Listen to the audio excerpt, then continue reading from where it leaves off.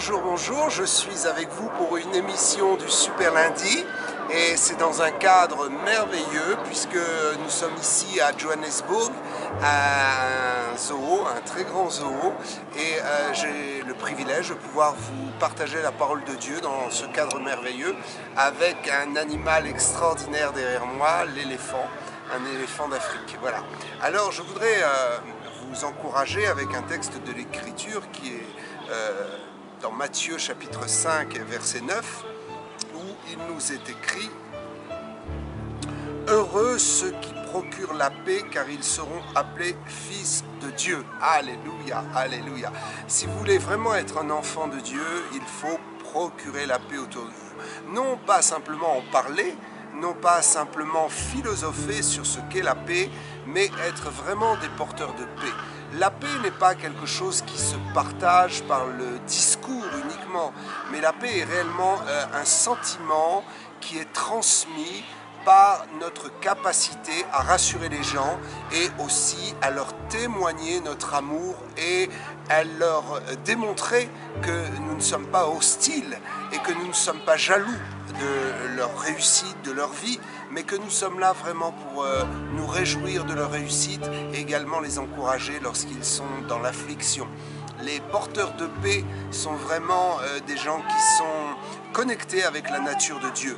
Je bénis le Seigneur de ce que même lorsque nous n'étions pas encore enfants de Dieu, nous avions déjà en nous cette capacité de produire la paix.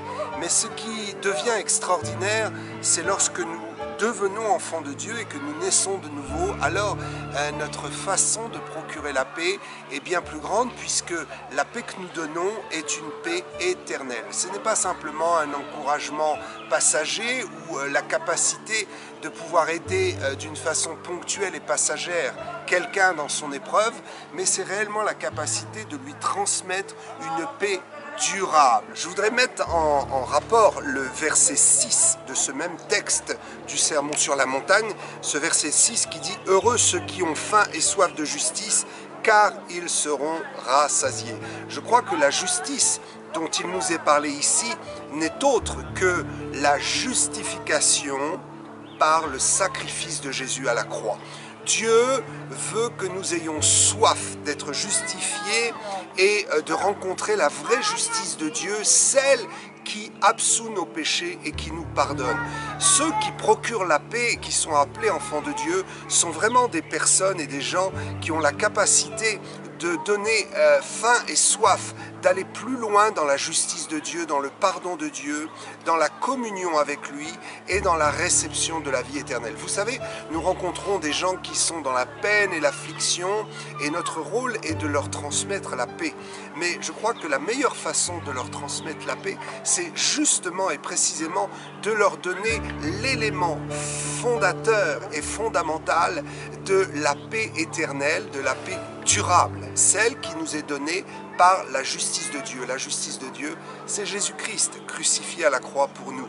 Plus nous allons avoir faim et soif de cette justice, et plus nous allons être des gens bénis et des gens qui allons être proches du cœur de Dieu.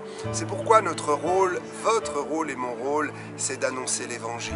C'est d'annoncer l'Évangile et d'être des porteurs de paix par un message qui n'est pas simplement un message philosophique pour aider les gens, mais un message fondé sur la justice de Dieu qui, comme je l'ai expliqué, nous est donné par le sang de Jésus.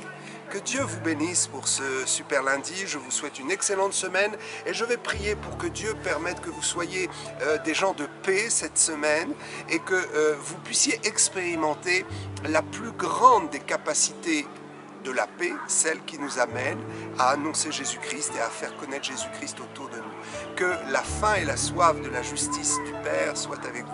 Je te prie, Père, au nom de Jésus, que nos téléspectateurs et tous ceux qui me suivent sur la chaîne YouTube à cet instant puissent recevoir la bénédiction par la puissance du Saint-Esprit et qu'ils soient conduits à être cette semaine, dans les semaines qui suivent et jusqu'à ton retour, Seigneur, qu'ils soient des enfants de paix. Vous et moi, nous allons réussir parce que nous allons être des enfants, des fils du Dieu vivant par la manifestation de la paix que nous produisons et que nous procurons. Que Dieu vous bénisse. À bientôt pour un super lundi.